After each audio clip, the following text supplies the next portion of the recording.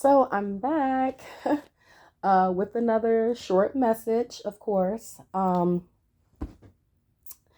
was going about my evening, getting ready to prepare for the night, and really didn't want to, make another message right now. But as I'm writing, I hear the Lord nudging me, like, no, I need for you to speak this one, not write it, speak it. So, of course, me knowing God's going to have me to do, to go ahead and speak it, sort of fighting back and forth with him, like, I don't want to do it right now.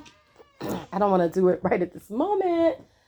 So just bear with me because my allergies are really cranking up around this time, this season. I have extremely horrible allergies and it cause me to cough, sneeze, got to clear my throat a lot. It can get pretty gruesome. So if you hear me drinking or anything like that, just know it's because of my allergies. So and this short message is going to be called Wisdom in Being Silent. And we're just going to, have a short discussion about how it is wise in a lot of cases for us to remain silent and hold our peace, you know. Um, Oftentimes we like to think that, when we're right about a particular situation, we have to prove that we're right, or we have to get others to see that we are right about something. And the truth of the matter is, we don't have to do that. We don't have to do that. Sure, there are certain situations where God will require you to take a stand, to stand up for righteousness and to stand up for what is right, not to cowardly out and I'm not going to say anything or I'm just going to be quiet. I'm going to cowardly out of this when God actually wants you to speak up. But then there are other times and other situations and cases where he just wants you to remain silent. So a lot of times we believe that, when a person is wrong, we have to go full throttle and explaining this is why they were wrong.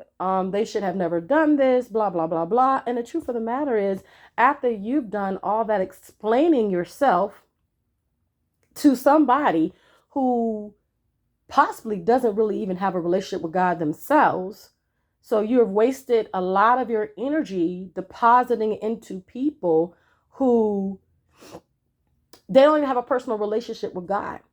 So they don't have that spiritual ruler to be able to discern what's good and what's not, what's of God and what's of the devil. And when you come across those kinds of people, trust me, you just don't want to go back and forth with them because it's no winner. You're not going to win. Even when you're right, you're not going to win. So there are certain situations, really every situation that we deal with in this world, it's all related spiritually. It's a lot of this other harder stuff we go through in life. It's all spiritual warfare. Um, and spiritual warfare is very tricky. Oftentimes the enemy will try to bait us into something that we don't really understand why it's happening. What we do, we know it's an attack from the devil, but he'll try to bait us to see that if we can come out of ourselves and out of our character so that he can say, aha, I've got you into my arena. So now you're like fair game for me. So oftentimes it's better to you have to discern and pray and ask God, is this the proper appropriate time? Should I be discussing this, or should I just pray about these issues and allow God to fight? I have found in my own life that when I've tried to fight certain things, I've never won. It's never really, and the reason I say that is because I might have felt like I won because I got my point across.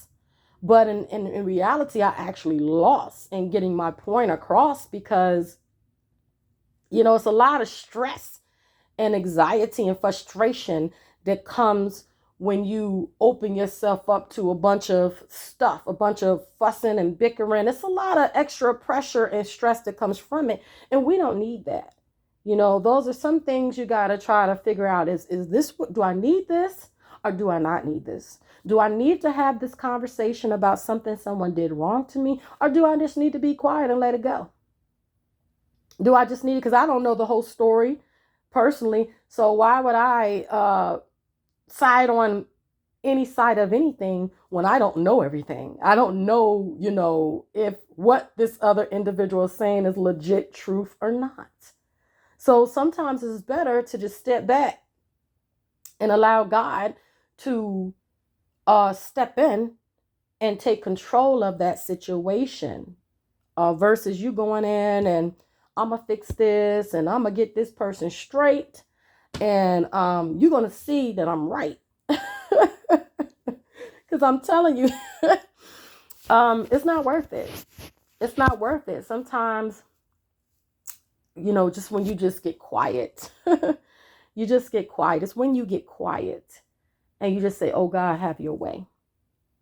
Have your way in this situation. I mean, it's the type of peace that comes when you just say, God, have your way, that I can't explain it. You have to live it yourself to see what I'm talking about. Trust me.